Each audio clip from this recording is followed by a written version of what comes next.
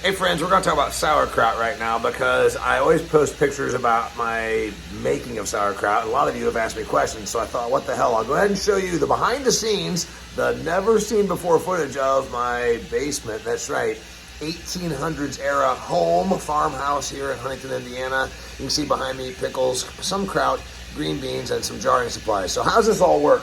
So you see that I get the cabbage out of my garden or out of the cabbage patch and I shred it.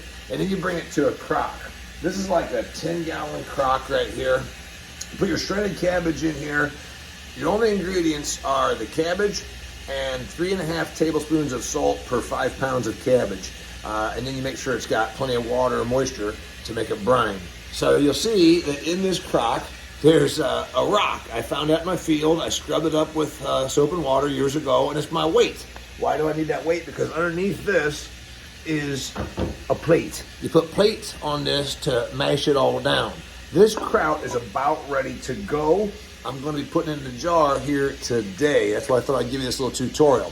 So quite a bit of kraut in here. It's turned. It took about 16 days for this to make the turn, 17 days to make the turn. It smells amazing right now. If you can smell through this video, if you love kraut, it's got a beautiful fermented odor.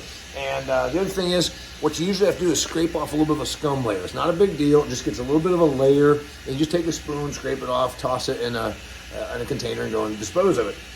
So before it goes in the jar, basically the process is you shred the cabbage, you make sure it's chopped up, you put it in your crock, you put in layered salt at the ratio I just told you, and then you make sure there's plenty of moisture in here, put plates on it, put a rock on it, and mash it down, and then cover it with a dish towel.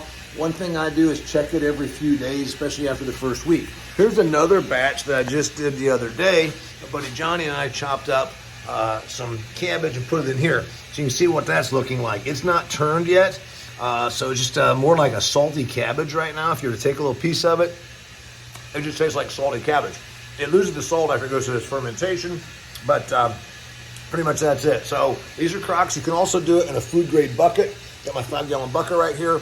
I've done it that way. I think it turns a little bit more quickly, and then it also becomes a better tasting product if you do it in a crock. You know, our parents and grandparents knew best. The other thing then, once you've got, you take it out of the crock, put it into a jar. It's best to take these jars and run them through the dishwasher because then they're hot and they're obviously very clean. You take the kraut out of the crock, put it in a jar, and you put it in this guy right here. This is basically a hot water bath. You put 7 jars in that guy right there. They go in this here metal container,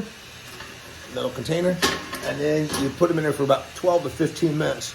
Take the jars out, let them sit, therefore it cooks it down and they seal. That is pretty much the deal. I'm gonna be doing it today. So coming at you from the DaLoRosa Farms creepy 1800s era basement where my sauerkraut business rages on. Anyway, it's not really a business, although I threaten it's going to be becoming my retirement days. If you like kraut, this is the way to do it. None of that store-bought stuff, and more importantly, none of that vinegary, crappy, no love put into it kind of kraut. Cabbage from the garden, crops in the basement. I just told you the process. Enjoy your kraut.